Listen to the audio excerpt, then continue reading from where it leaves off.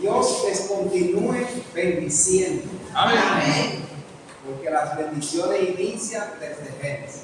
Desde el principio. Qué bien. Entonces, y los hermanos que estaban aquí el martes, que se ganaron los premios, no vinieron. Yo no lo hice. Bien. Estamos estrenando. Bueno, ya hay una hermana que puede pasar a la neverita. Le traímos una delicia premium. Pero que no sea de uno de los otros días que se estaba. Digo, yo no lo tomé, pero. Pues dése tranquila, que de eso se trataba. Eso se trataba del ti. Eso se trataba del ti del martes, ¿verdad? Si usted no lo ha probado, pruébelo. Pruébelo. Se quejaron. Para que vea si le gusta. Porque hay cosas que a uno no le gusta y a otro sí, pero cuando lo prueba le gusta todo. Así es. Qué bien, entonces, nosotros estamos en una redención de poder. La palabra redención viene de qué metal. ¿De qué metal viene la palabra redención? ¿De qué metal? Bueno, ¿de qué metal? Sí, levantando la mano el que sepa de qué metal viene la palabra redención. Escuela bíblica, vamos a aprender hoy. Bueno, todos los televidentes que están ahí, que no vienen a la escuela bíblica, también para ustedes, respondan ahí y comenten de dónde viene la palabra redención, de qué metal. A ver, si de lo aquí presente hay, si no lo vamos a Yo aprender. doy un ejemplo de ese tipo de metal. Dice la hermana Metal, ¿saben lo que es? que no sabe nadie de lo aquí presente de qué metal, pero era hasta hoy. Viene de la plata. La plata tipifica redención. De ese metal viene la palabra redención. Yo lo sabía. Y la palabra purificación, ¿de qué metal viene? De Ustedes ven que va en combinación, mire que bien. Lo que pasa es que la plata es muy barata, se lo sabía muy poco. Pero el oro es un metal precioso. De ahí viene la palabra purificación. La única que no se lo aprendió fue la Super porque salió un momento y se perdió. Pero la va a ver por YouTube. La va a ver por YouTube y por ahí ella va a comentar. ¿De dónde viene de qué metal viene la redención? Ya, y ella lo va a ver por YouTube después. Ya usted sabe que hasta lo que sale se pierde y lo mejor. Así es, Dios convierte las pruebas en bendición. ¿De cuáles personajes vamos a hablar hoy? Primero, José. ¿De qué otro personaje? De Job. De Job. De Job. ¿De qué otro personaje? No veo. Sí. Mire, yo, igual que la super, yo salí un momento, pero yo me parece que escuché a la super diciendo de los personajes que íbamos a hablar hoy. Sí. El pueblo de Egipto. Ok, del pueblo de Egipto, El pueblo de Israel. del pueblo de Israel,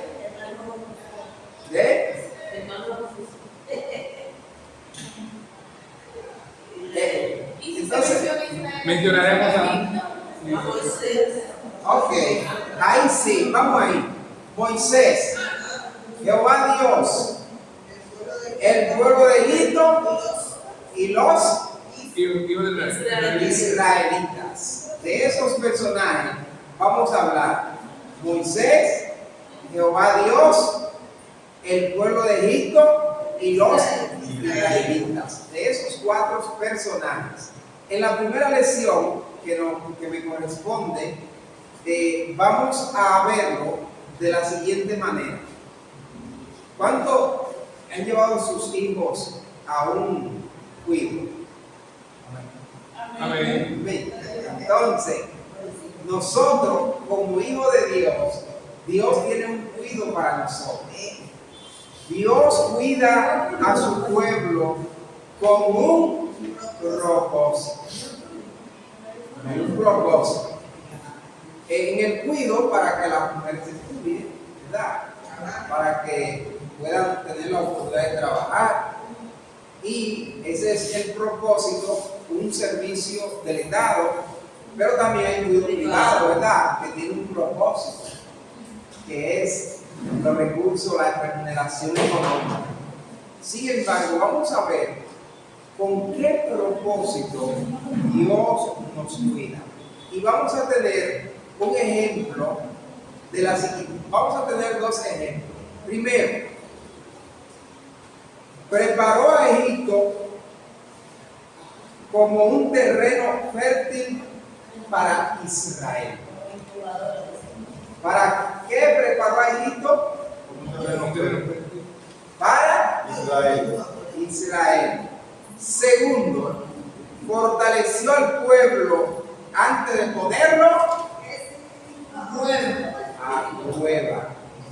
Lo fortaleció antes de ponerle a prueba. Entonces, significa que Dios no pone prueba que usted no pueda soportar. Así es. Pero antes de, Él lo fortalece. Así es. Entonces, en la parte 1, vamos a ver los versos del 1 al 6. Y en la parte B, vamos a ver sobre el verso 7. Y antes de entrar a esos versos, hermano Alison, ¿tiene algo que decir? Número 1. La lección 1 del volumen 4. Se leyó otra. Usted no dio clase, entonces puede pasar. ¿Usted no leyó última hora? Eso le pasó por no leer última hora. ¿Y Porque qué no me viene a ver? Yo tengo una el jueves nos fuimos para la campaña.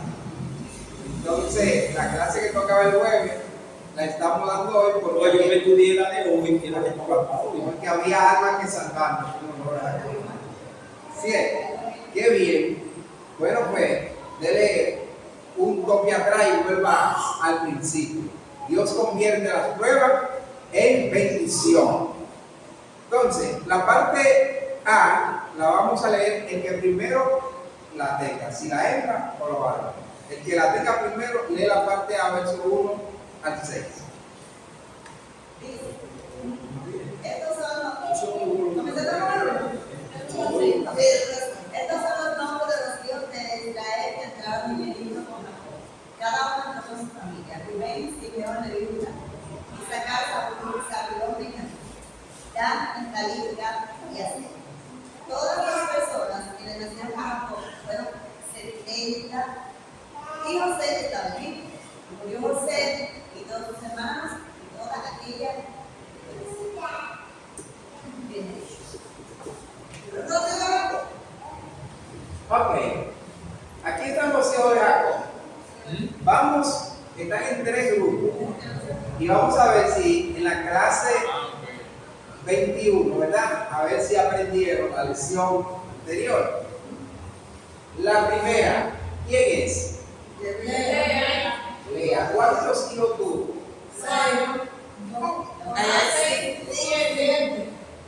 ¿Cuántos hijos tuvo Lea? Ahí hay 7. Según la ilustración, Sí. 4 horas y 3 chiquititos. Ok. ¿Y la segunda cuál es? Raquel. ¿Cuál es la pregunta? Raquel. Raquel. En el pie de Raquel está Raquel.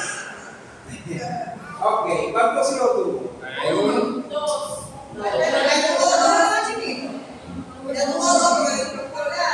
Ok. ¿Y la tercera cuál es? Bilha. ¿Cuántos hijos tuvo Bilha? Ahí hay 2. ¿Y la cuarta? Sí. Silpa. Dos. ¿Cuántos hijos tuvo Silpa? Dos. Entonces, contamos. 6, 2 y 2. Falta uno ahí.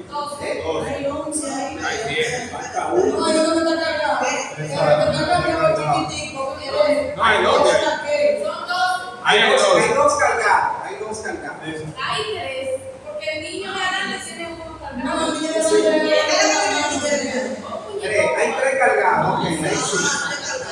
Entonces, Son tres cargados. tres cargados. Uno tiene Lea y otro lo tiene Dan. Hay 12, hay Y 12. una recrea hay 12. Hay O sea, 12. hay 7 en el primero, uno en el medio y 4 Está allá. bien, hay 12. Lo que pasa es que aquellos son Hay que quitarle uno. Es que se lo pidió prestado. Lo que pasa es. Ella se lo pidió prestado. Fue ella. Lo que pasa es que Raquel le prestó uno para que cargue uno de aquello. ¿Y cuántas? Sí. Lo que pasa es Y se lo pidió prestado. Te estaba llevando bien ya. que le correspondía cargar a Jacob, lo pusieron al hijo. Bien. Ok, miren aquí. Son 4 mujeres. ¿Sabía usted que son 2 esclavas y 2 esposas? Sí. Ok, eso lo sabía. ¿Sabía usted que de esos 12 hijos que hay ahí, hay uno que no está en las 12 tribus? Sí. ¿Verdad? Entonces, ¿Cuál era la que él amaba? La que ¿por quería qué no está contado el que ya estaba en Egipto? ¿Por qué no está contado en las 12 tribus? A ver, levantando la mano y vamos para la nevera. Levantando la mano para que esté frío. Es que están chiquitos. ¿Qué? ¿Por qué no está contado entre las 12 tribus el que ya estaba en Egipto? ¿Por qué? Uno, ¿quién más? Con él. 2, ¿quién más? Bueno, 2. Tenemos 3. Tenemos Javier, Caridad y Oneida. Adelante, Javier. Lo consideraban muerto. Consideramos, dice el hermano. Ya él lo consideraba muerto y por Ok, usted segunda a Javier, segunda a Javier. Vamos a ver Oneida. Esa es la misma respuesta que yo tengo. Ah, pues ustedes los 3 estaban en la trilogía. O sea, el muerto no es. No, es que cómo iba a ser una tribu si se murió pequeño. Está bien, pero debe de considerarse eso. No, es tribu. Ok, entonces estamos claros ya, los demás que no levantaron la mano, estamos claros por qué no está contado José como una de las 12 tribus. Y después de. ¿Usted ha leído en la Biblia la tribu de José? Ahora yo pregunto, ¿era José hijo legítimo de Jacob? 100%. 100%. Pero para los televidentes, solamente los que vienen a la escuela bíblica y los que tienen la oportunidad de oír a lo que viene, saben estas cosas. Hermano Ramón. No hay una genealogía para los muertos de las 12 tribus, solo para los vivos. Entonces hay uno que no está contado, ¿verdad? No. Entonces son 11 tribus. ¿Eh? Entonces son 11. Ok, vamos a dejar para la parte 3, vamos a dejar la respuesta de antes. El hermano dice que son 11 tribus, pero la Biblia dice que son 12, pero vamos a ver por qué. Así es, y estas cosas son las especiales que solo aquí se aprenden. Hermano Alison, hoy usted se va a dar cuenta por qué no son 11, aún no contaron uno de los 12. Ok, muy bien, amados, levantando la mano derecha. Todo el mundo. Es un mandato es. Sí, levantando la mano derecha. Lo aprendimos hoy. En la escuela bíblica. Qué bien. Entonces, la hermana que leía en la primera parte estaba leyendo lo que se llama la genealogía. Y murió José y todos sus hermanos y toda aquella generación, y los hijos de Israel fructificaron y se multiplicaron y fueron aumentados y fortalecidos en extremo, y se llenó de ellos la tierra. Volvemos un poco atrás. Fortaleció al pueblo antes de poderlo. Se lo dije anteriormente, ¿verdad? En la parte Yo B. leí la parte 2, ya me da La parte B. ¿Sabe? Dios cuida de su pueblo con un propósito, preparó a Egipto como un terreno fértil para Israel. Y le dije en la parte B, fortaleció al pueblo antes. Ok, entonces, estamos aquí. Mire, vamos a entresacar la sustancia de estos versículos. El expositor inicia en el versículo 6, y ustedes saben que el 1,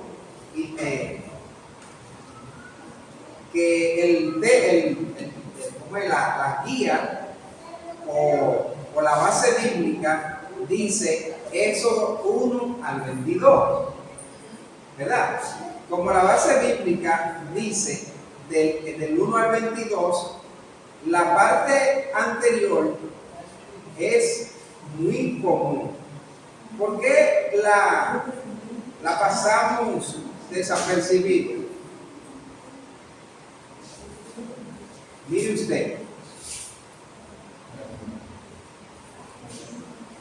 los versos importantes que están señalados se supone que son los que nos interesa porque tienen peculiaridades especiales.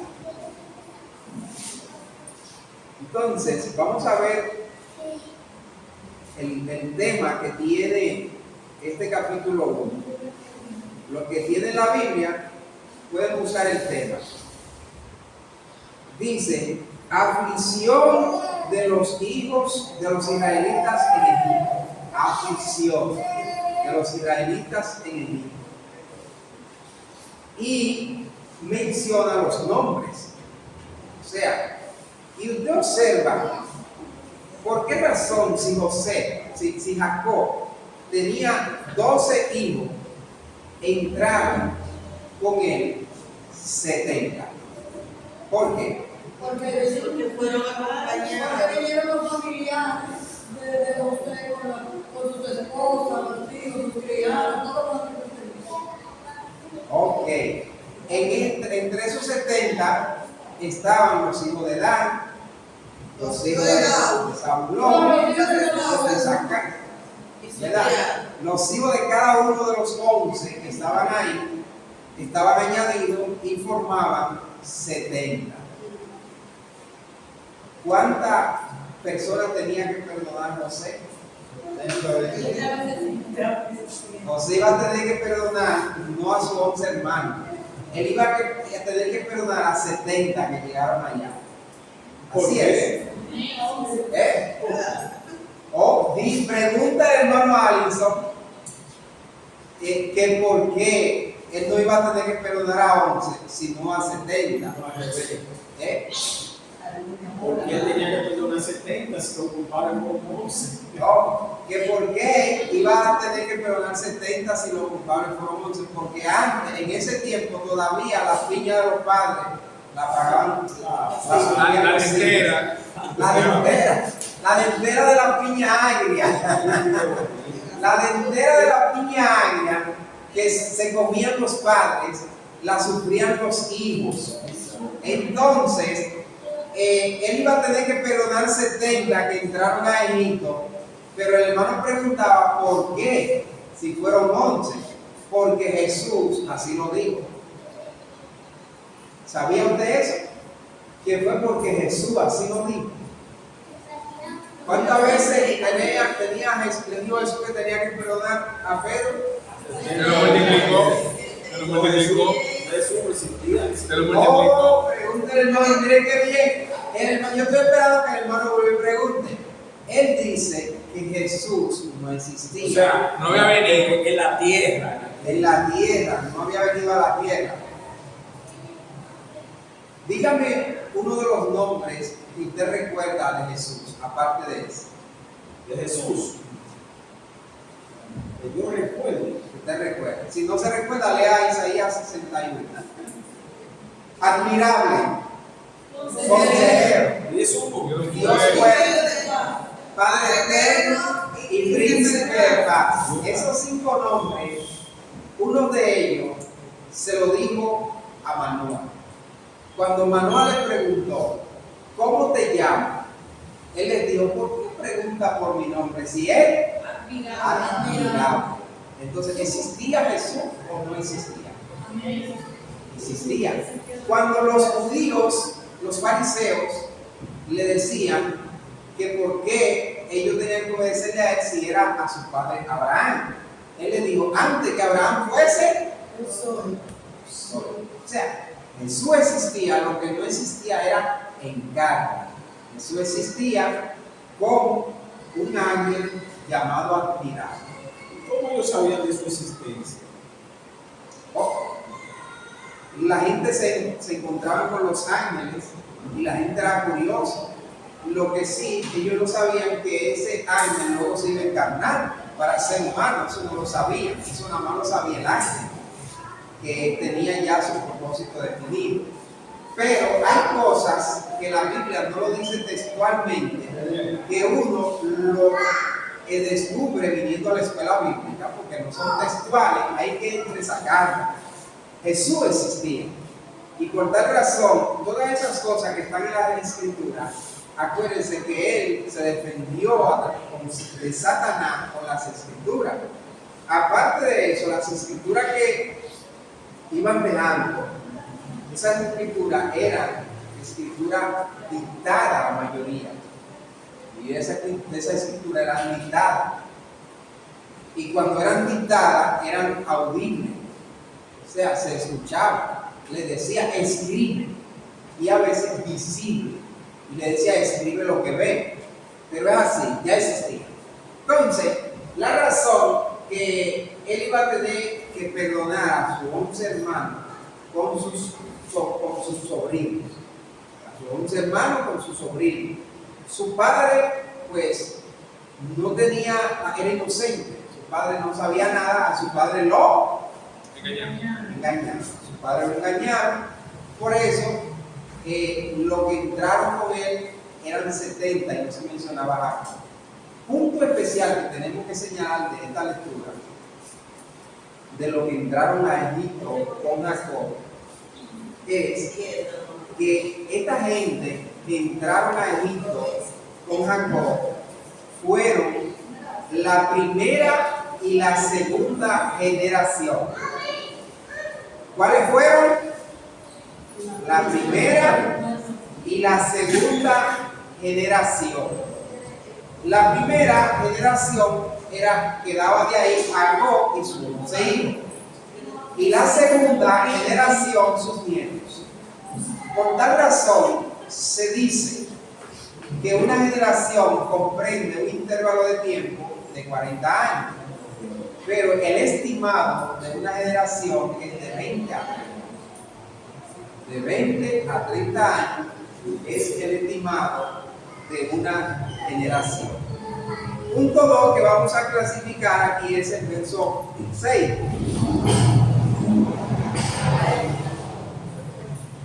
El versículo 6, que es aquí donde inicia la prueba. Y murió José y todos sus hermanos. ¿Qué significa eso? Cuando mueren los padres, los hijos quedan muertos. Es igual, los hijos ahora no tienen de quién depender. Tienen obligatoriamente que empezara a suplirse, porque ya no tienen de quién depender.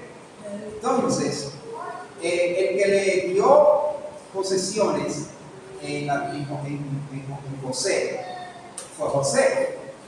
Esa tierra que estaba en José, ustedes pueden ver el mapa ahí, los que tienen la guía, ustedes pueden ver el mapa. Yo creo que le puse uno aquí para los que no tienen la guía.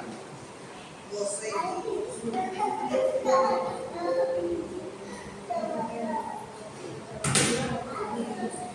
Ok, sí, miren. Para los que no tienen la guía, yo les puse un mapa aquí. Miren a dónde estaba José ubicado con su familia en José. En Goshen. En hebreo, Goshen. En el lenguaje egipcio. En Goshen. ¿Qué ustedes observan de diferente ahí entre estas ciudades que pertenecían a Egipto? Todo el otro territorio que dice, José tiene la parte aquí, está en blanco, como ustedes lo ven, que dice Egipto, ¿verdad? Toda esa parte que Desértica. está dividido ahí, ¿qué ustedes ven de diferencia? Tabel, la otra parte, José Tabel y la otra Tabel es tierra. Ustedes ven un terreno verde y ustedes ven todas las demás tierras, ¿cómo está? Seca, Se parecen aquí. amarilla, amarilla de seca. Así mismo está dichosa. Entonces, les voy a decir un secreto, pero no se lo digan a los que se quedaron. Para podérselo decir, tiene que venir el juez. Cuando José le interpretó el sueño al faraón y le dio una recomendación, lo que respondan, no importa todo, van para la neverita. ¿Qué dijo el faraón? Después que le interpretó. Levantando la mano, cuando José le interpretó el sueño al faraón y le dio un consejo, ¿qué respondió Faraón? Entonces, Caridad, Arisol y Oneida. ¿Qué respondió el faraón? Que ese hombre, esa persona que debía de administrar sus bienes era él. Ok, Arisol. ¿Y a quién más se le va a encontrar que no fuera como él? Ok, Oneida. Le dijo que fuera él porque a él le dio la sabiduría, que tuvo el entendimiento. Que quién me ha más apropiado para este. Hermano Javier. Y aparte de eso, lo envió a José para que administrara todo eso. Entonces, la hermana está en eso. ¿Y a quién más? Si han venido todos los sabios míos y ninguno me resolvieron, ¿a quién más voy a poner ahí si no hay más sabio que tú aquí en Egipto?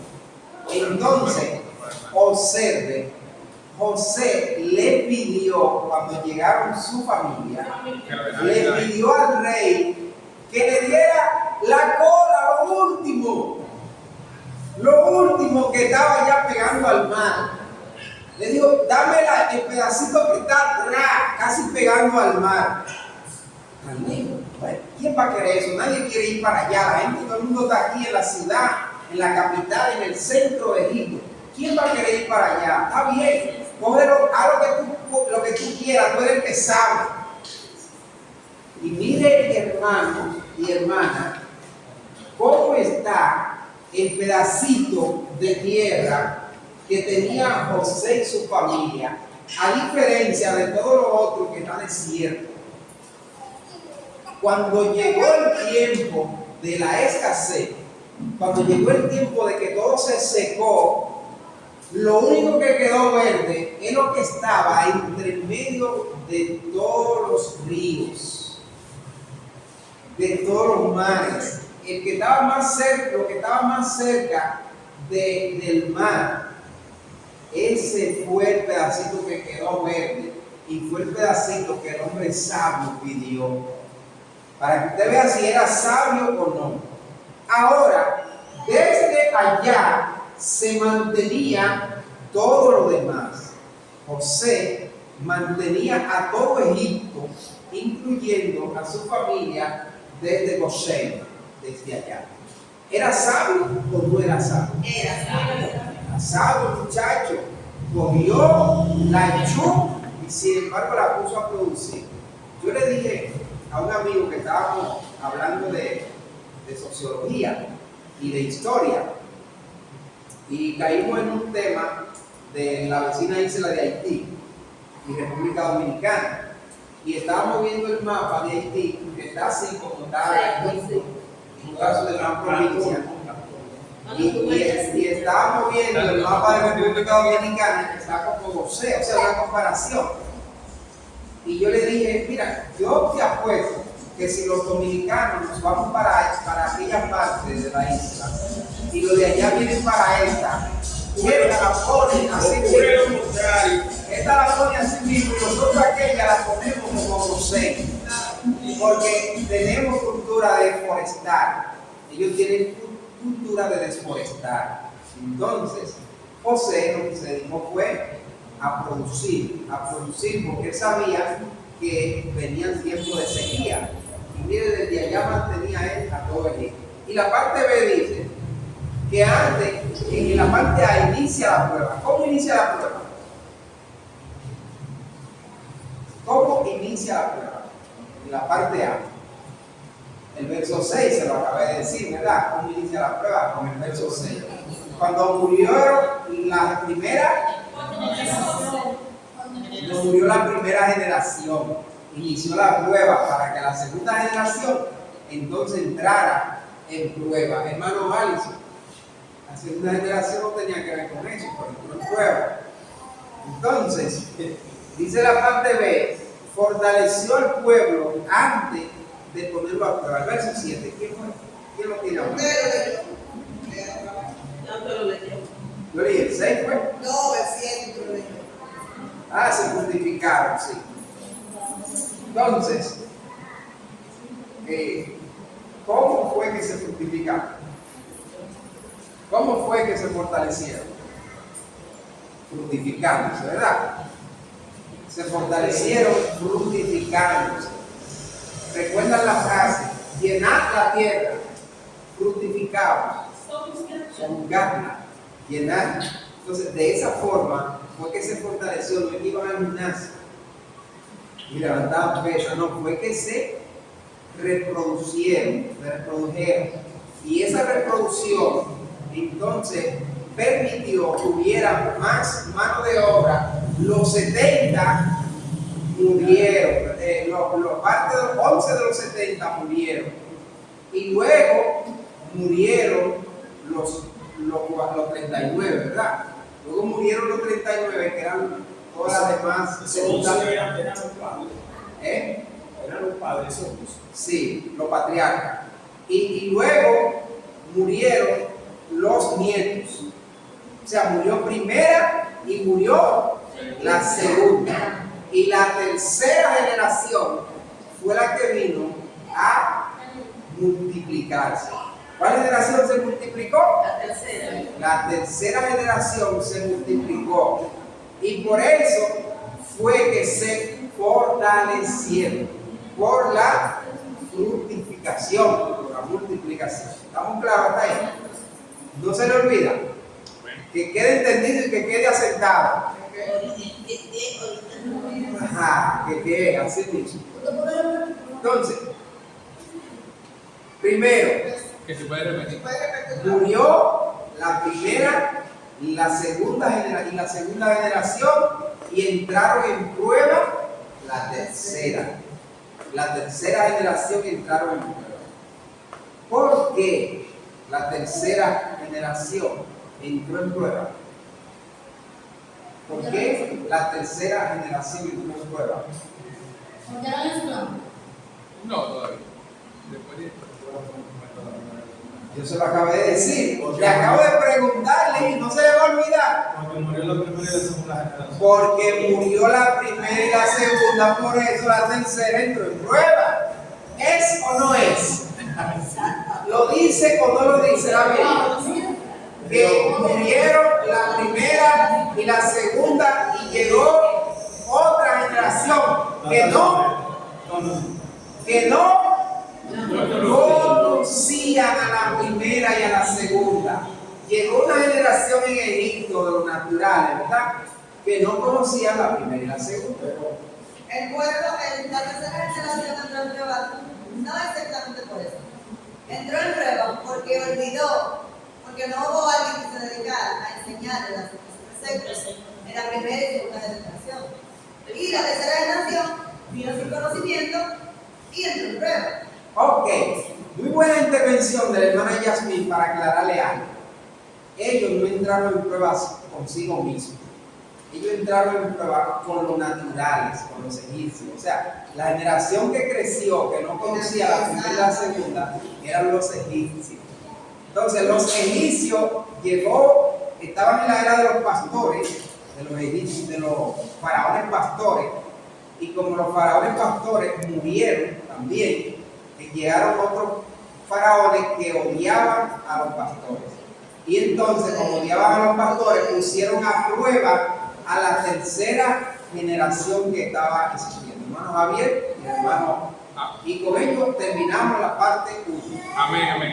En ese mismo orden de ideas, es que junto con la primera generación y la segunda generación de los israelitas estaba una generación y otra generación de los egipcios. Exactamente. Entonces, a la par. exacto. Entonces, así mismo, como murió cuando vino la tercera generación de los israelitas, vino una generación nueva de egipcios, que entonces ahí empezaron con la prueba. Ok, y antes de entregar, para si alguien deja pasar por alto esto, hermano Alison, Manasés y Benjamín sustituyen media y media tribu, sustituyen a José. Los dos hijos de José que tuvo en Egipto ocuparon su espacio y le nombraron la media tribu de Manasés y la media tribu de Benjamín. ¿Por qué media tribu? O sea, eso era herencia. La herencia de José la partieron 50-50 y ese 50-50 pasó a ser un 100%. Por lo que fue sustituido José con sus dos hijos, que eran los nietos de Jacob. Dios le bendiga. ¿Alguna pregunta, inquietud o sugerencia? Hermano Alex. ¿Por qué prueba? Ok. ¿Por qué prueba? Eso se lo va a decir. ¿Quién tiene la parte 2? Amén. José Luis, eso se lo va a decir José Luis, ¿por qué prueba? No, porque a él es que le toca.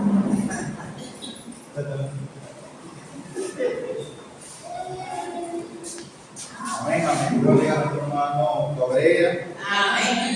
Gloria a Jesús, gracias a Dios por tu oportunidad y así a las personas que no la conceden.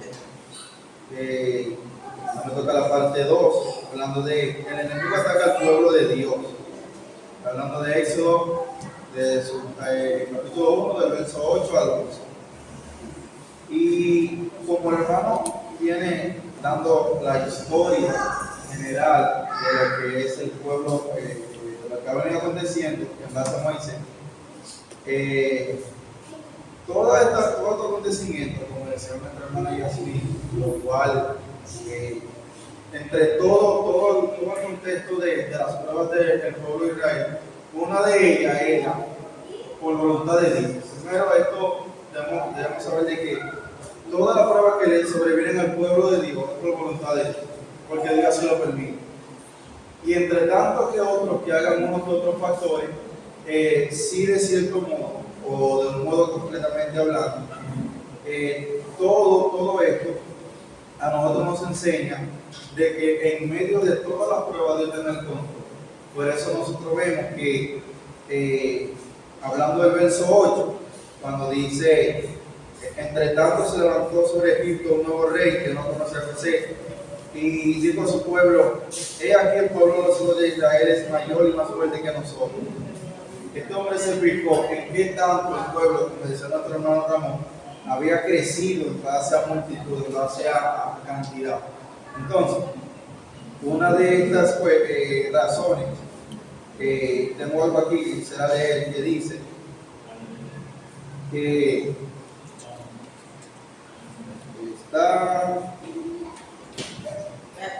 es considerable que este nuevo rey que no conocía a José, que era un gobernante Ixo, eso fue que esto también lo dijo la superintendente al principio sobre los gobernantes Ixo, y dijo, además el término se levantó, significa, se levantó en contra, lo que ajusta bien con la conquista extranjera entre los egipcios. O sea, de este modo, cuando el pueblo de Israel tiene todo esto, toda esta prueba en base a lo que es lo que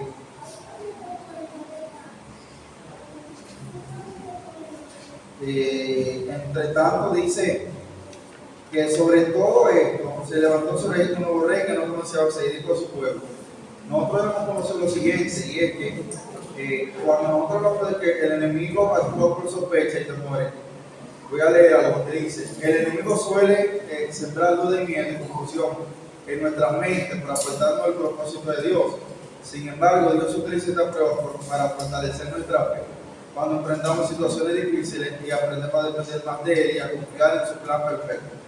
Así, lo que el enemigo pretendía para mal, Dios lo transforma en una oportunidad para crecer espiritualmente y acercarnos más a Él. Cuando el pueblo de Israel se ve en medio de todo esto, de toda esta dificultad, y esto llama la atención del rey de Egipto y dice: ven acá, pero este pueblo está creciendo en multitudes. Muchas veces nosotros estamos en lugares o situaciones donde nosotros vemos de que nosotros somos atacados, no solamente por el hecho de que quizás no tengamos una buena posición, o que quizás tengamos enfrentando un buen crecimiento. Muchas veces todas esas luchas se experimentan es por el crecimiento que nosotros tenemos en Dios, espiritualmente hablando. Y cuando nosotros, por ejemplo, estamos viendo la historia del pueblo de Israel, dice de que cuando el rey de Egipto, el faraón en ese momento, dice que ve la multitud del pueblo que crece en gran manera, dice que este hombre se asusta y dice que en un momento dado que bueno, que no vaya a ser de que este pueblo crezca más de la cuenta, vamos a hostigarlo, vamos a poner comisarios por encima de ellos para que ellos en dado caso que resulta de que alguien se rebelde contra nosotros, ellos también no vengan encima de nosotros. ¿Qué sucede con esto? Cuando nosotros lo vemos de esta manera, nosotros vemos tres puntos fundamentales, lo cual cuando nosotros hablamos de eso, vemos en esta parte algo muy poderoso. Y aquí lo voy a resumir de tres partes, donde es prueba, donde es bendición y un versículo clave para él. Dentro de la prueba, Moisés enfrentó desafíos desde su nacimiento. Fue perseguido, tuvo que huir de Egipto y más tarde fue llamado a liberar a los israelitas del yugo de Faraón. Pero es el crecimiento del pueblo de Israel lo que llama la atención del rey de Egipto.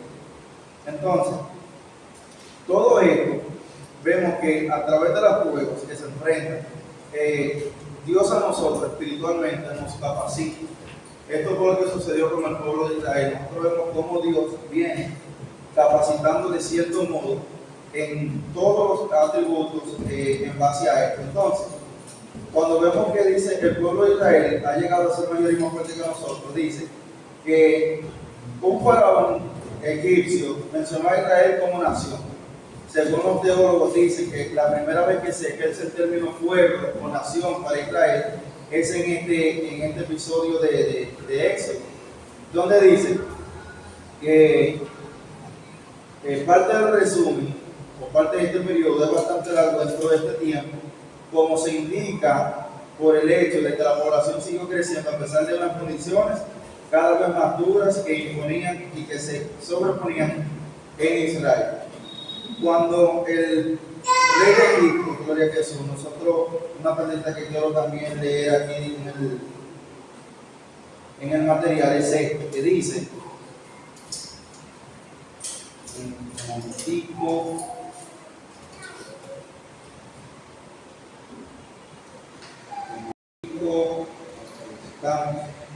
Con estos indicios, el gobierno era hostil hacia el pueblo de Israel, hacia el pueblo antiguo, hacia el pueblo del antiguo gobernador José.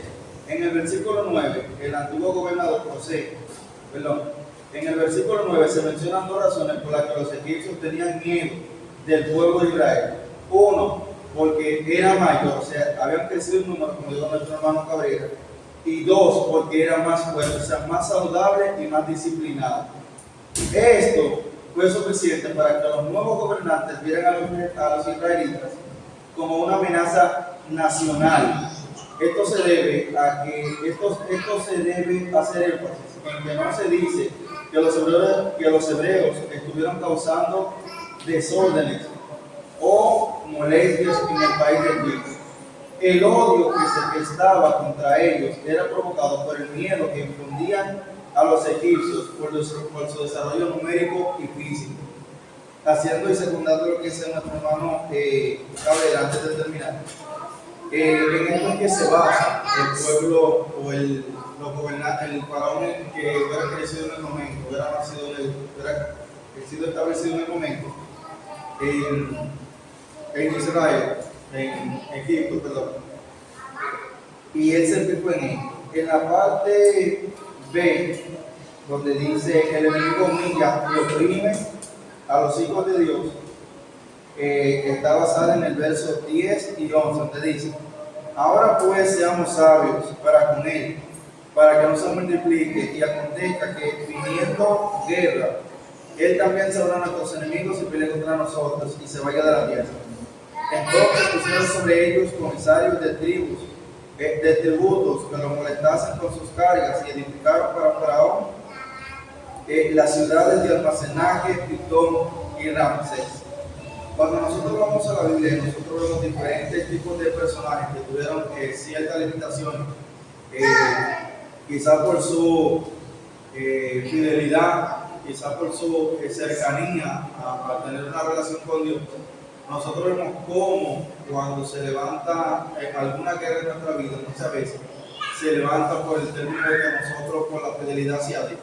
Muchas veces se levanta también porque hay personas que hay algo que se estableció en nosotros y espiritualmente llama la atención del enemigo, llama la atención del mismo. Entonces, esto se levanta en muchas guerras, independientemente de las combinaciones y estrategias que nosotros podamos ver a nuestro alrededor. Lo que sucede en esto, gloria a Dios, es lo siguiente. Cuando nosotros vamos al libro de David, y más cuando hablamos de David, principalmente en 1 Samuel 16, 2 y 2 Samuel capítulo 5, nosotros vemos tres condiciones, y es una prueba, una bendición, y también lo define como un versículo clave que dice que la prueba, antes de convertirse en rey, David tuvo que huir del rey Saúl, quien quería matarlo. Vivió como fugitivo y enfrentó numerosos peligros y batallas. Y la bendición de esta fue de que Dios hizo esta prueba para fortalecer el carácter de David, prepararlo para ser un rey conforme al corazón de Dios. Cuando, ya eso sería en la parte 3 que se explicaría, pero cuando nosotros vemos que la prueba y las dificultades se levantan, siempre es como objetivo. Nosotros vemos cómo Dios establece, fortalece al pueblo de Israel y cómo Dios establece a este pueblo, haciendo de que ahora los mismos egipcios tuvieran miedo de él. Entonces, cada una de las pruebas que nosotros estamos pasando y teniendo cerca de nosotros, diríamos lo siguiente, y es que es una provocación de Dios para muchas veces cambiar hasta nuestro propio entorno. Cuando nosotros vemos que la dificultad, el pueblo de Israel vio esta dificultad a tal grado y a tal punto, de que en un momento dado, que ellos vieron esta presión, la Biblia dice que ellos claman a Dios, por eso ya lo tenemos para que la termine. Y así de cierto modo nosotros ver cómo Dios utiliza cada prueba de esto para utilizar y ser de bendición en José, como decía nuestro hermano Cabrera. Y para ya concluir, aquí dice la partecita de la parte B, dice: sin embargo, por lo que dice el final del versículo 10, entendemos que el faraón no deseaba que los hebreos se fueran del país. Bien sabía que el desarrollo del delta y la abundancia de granos se debían a la prosperidad y disciplina de este pueblo extraño. La mano de obra de los israelitas hizo posible la reconstrucción de ciudades de Pitón y Ramsés, donde se almacenaban cereales para el sustento y comercio de todo Israel. Casi siempre ha sido así. Y comercio de todo el reino. Casi siempre ha sido así. Los avances de la ciencia, los inventos industriales y el desarrollo de los pueblos se ha originado con el esfuerzo de la gente que cree en Dios y es iluminada por su espíritu. Amén.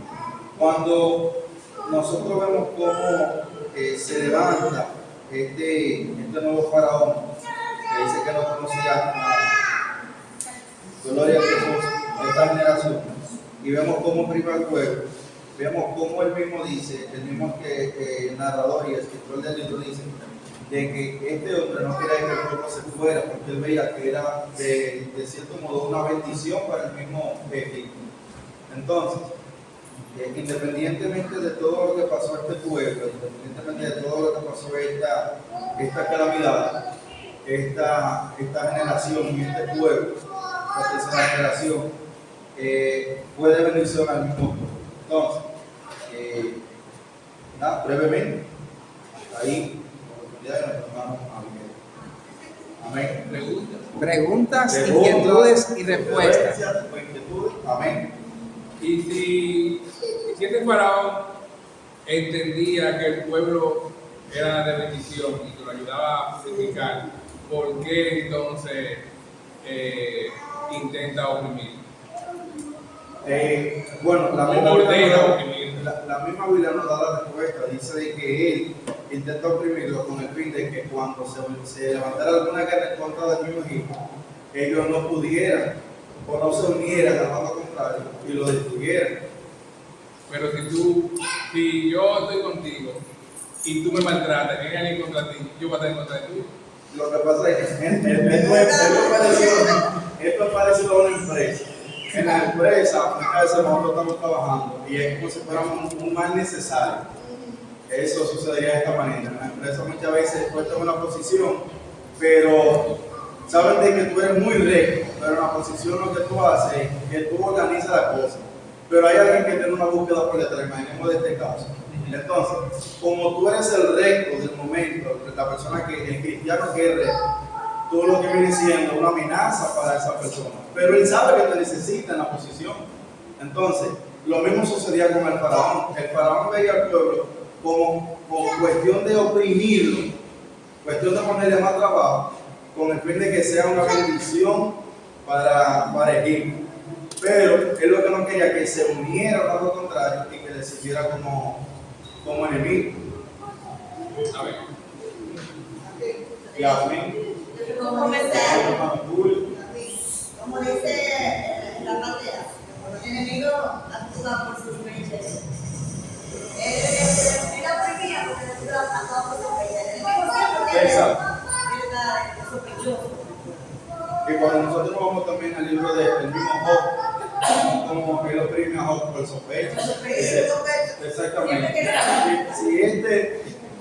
Amén. Sí.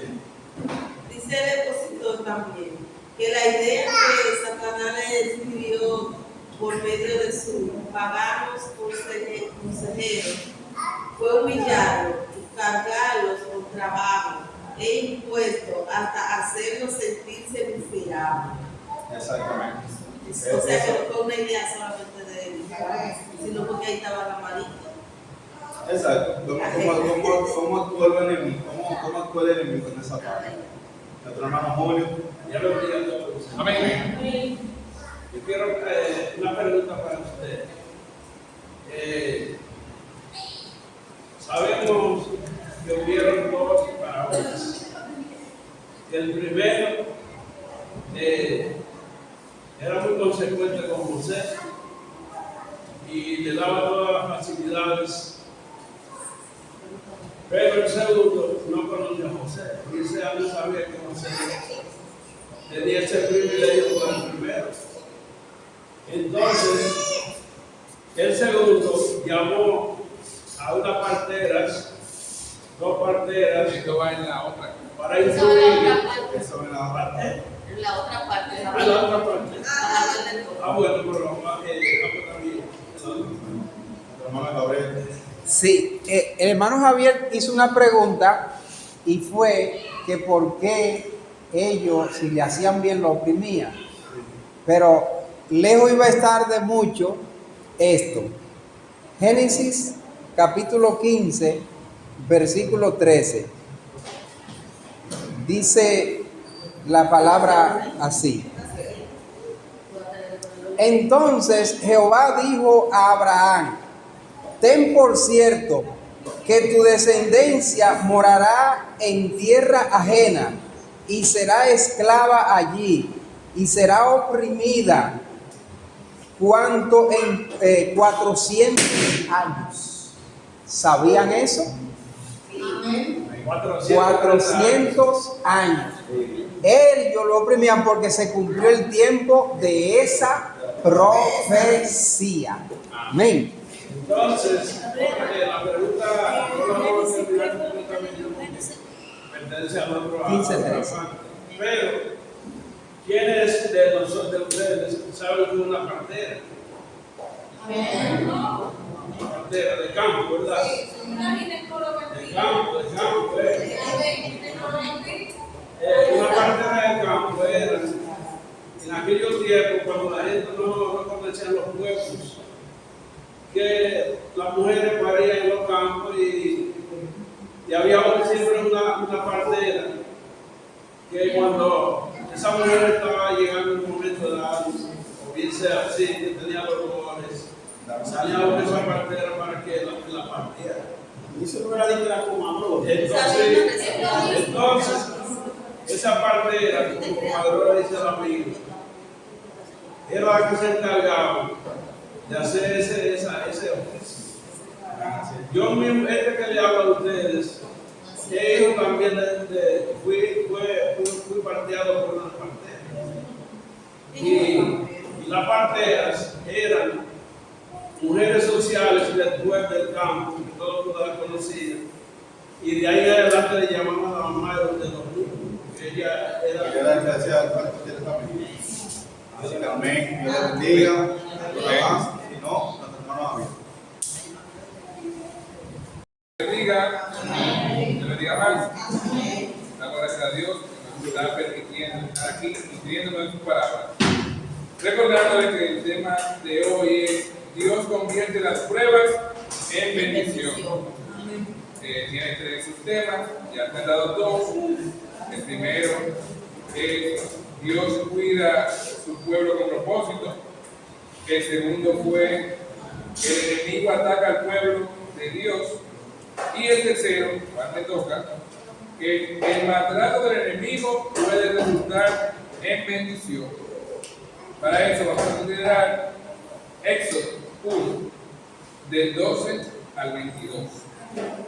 Amén. Esta tuve el tiempo se divide en dos partes. Y la primera parte dice: la persecución produce fuerzas para luchar.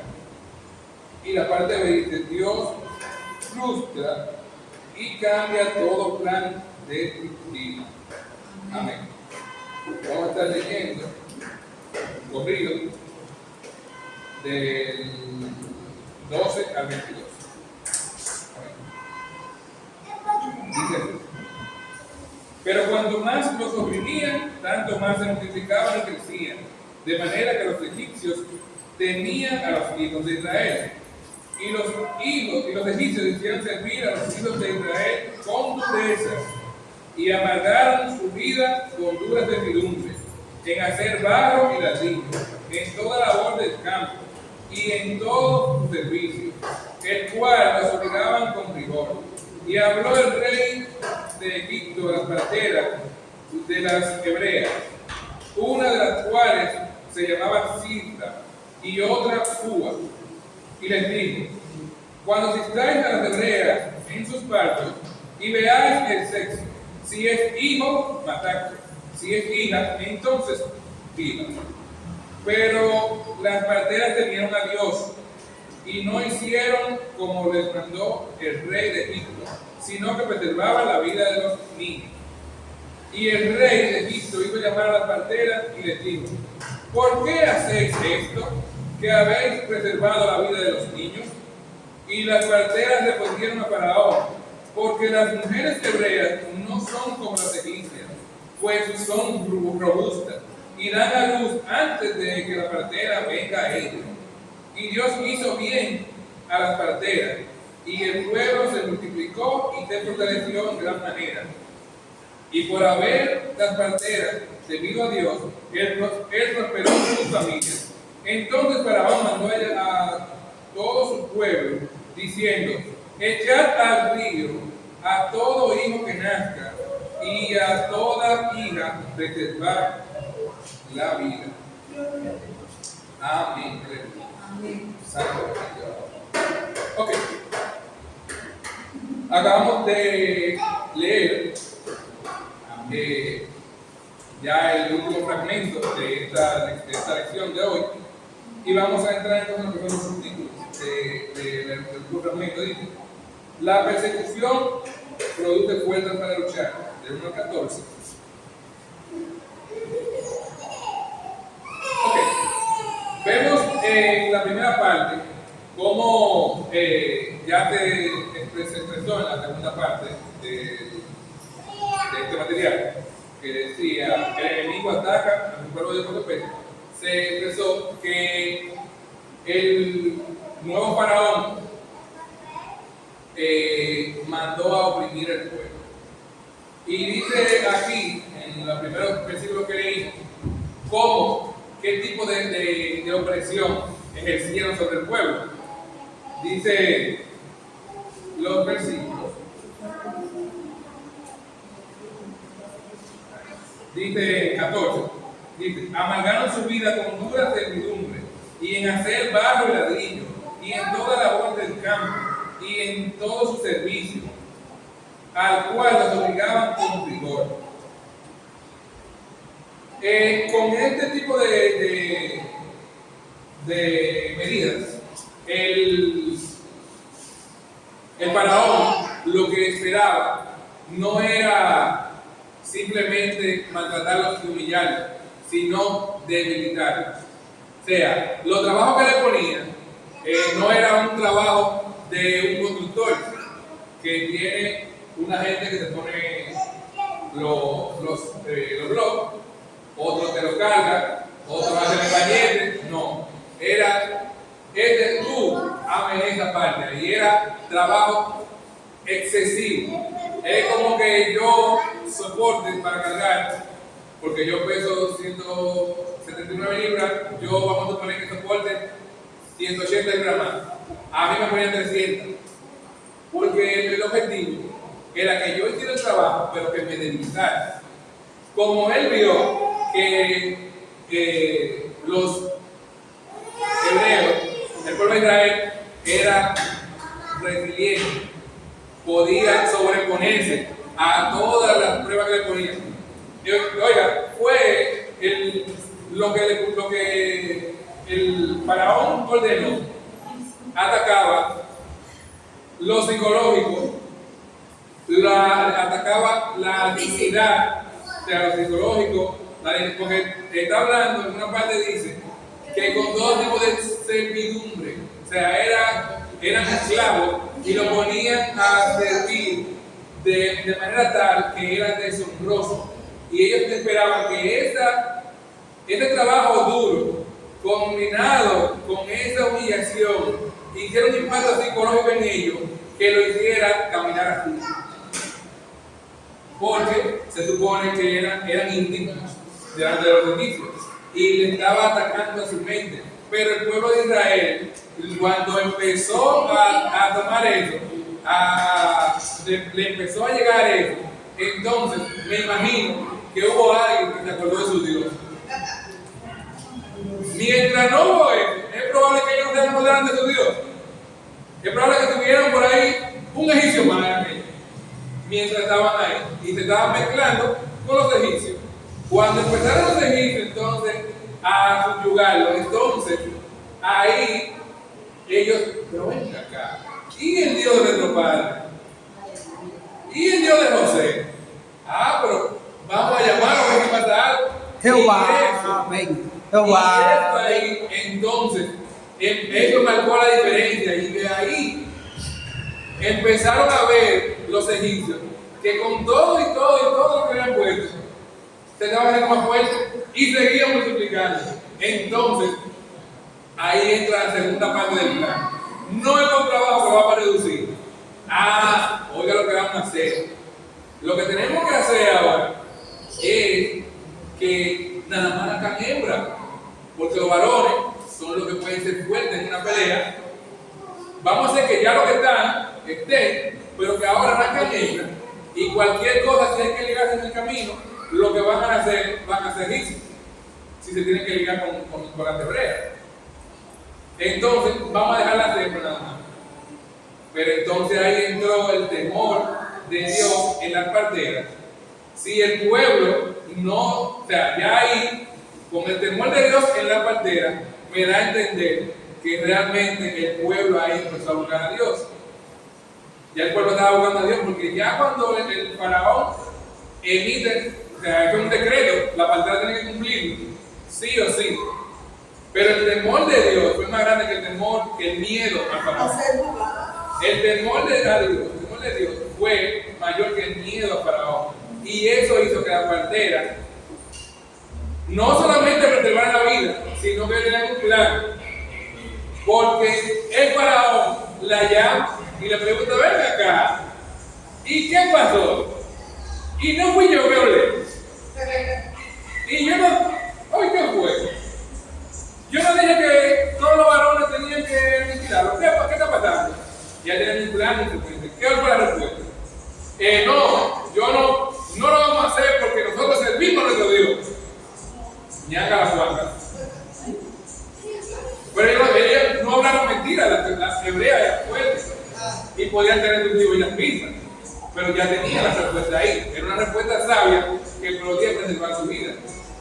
Y entonces la respuesta fue: no, lo que pasa Faraón es que las mujeres hebreas no son como las egipcias, son fuertes, robustas.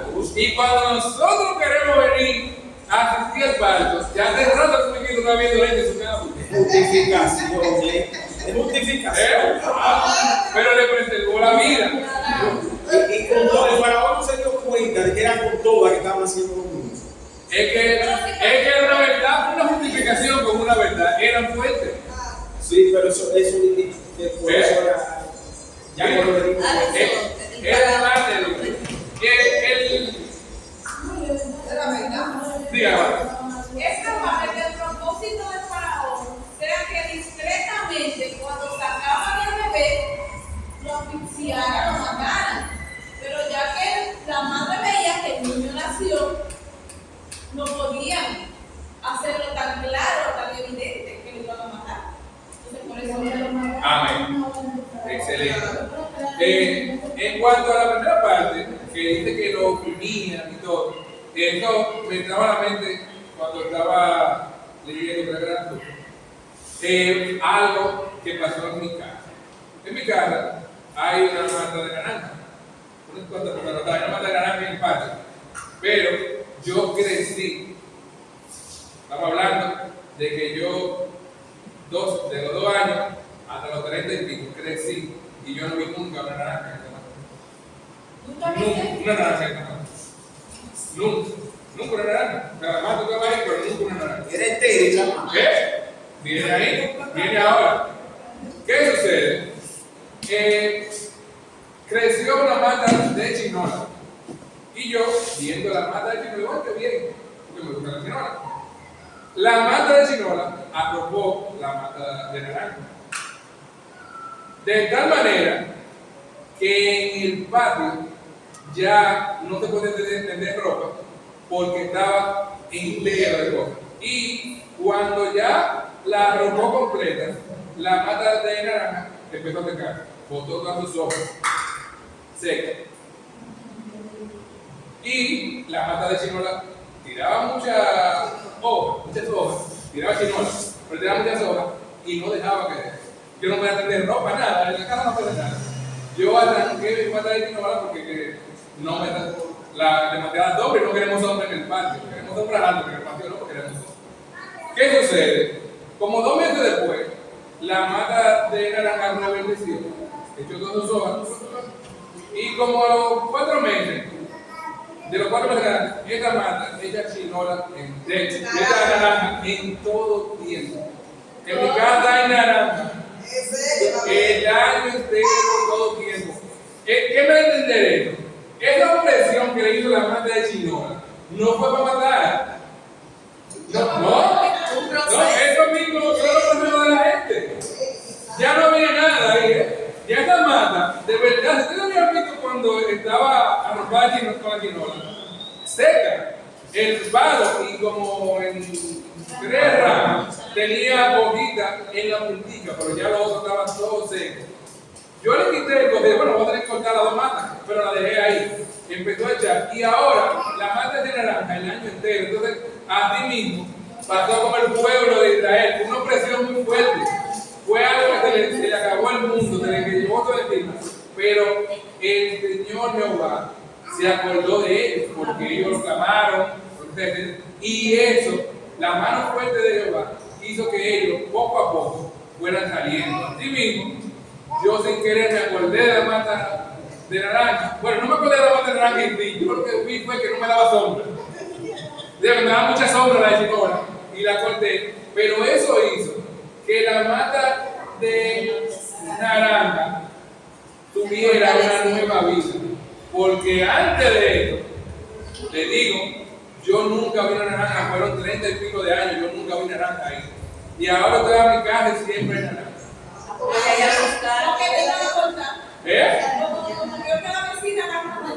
Dije, bueno, ya arrancaron, pero arrancaron esa que daba mucho fruto, que no va a arrancar, no va a quemar. Entonces, así mismo es el cuidado de Jehová con nosotros, así mismo son los procesos. Eso no era un proceso para que la mata naranja muriera, sino para que ella regrese a sí mismo. En aquel tiempo, con Israel, y en este tiempo con nosotros, hay procesos que nos tumban, que son indescriptibles. Hay procesos que son indescriptibles. Quizás una persona piense en su proceso y quizás diga, wow, qué duro este proceso. Pero quizás no está ni en la mitad de un chin de la magnitud en la que tú sientes el proceso. Pero sepa que el proceso no es para muerte, sino que es para vida, que es para fructificar. Amén. Duda. Amén. ¿Usted cree que un pueblo desalmado puede con un pueblo armado? Bueno, depende a que usted le llame arma. Yo entiendo que sí. Ahora, mire qué pasa con el pueblo de Israel. El pueblo de Israel estaba. Perdón, yo me refiero. Un pueblo general. Cualquiera. Ok.